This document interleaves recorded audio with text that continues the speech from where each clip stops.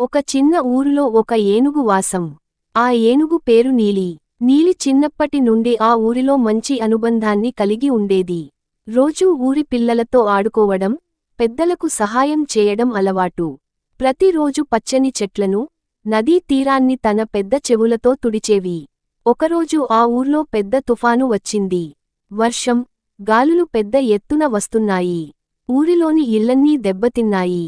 అందరికీ సహాయం చేయాల్సిన పరిస్థితి వచ్చింది.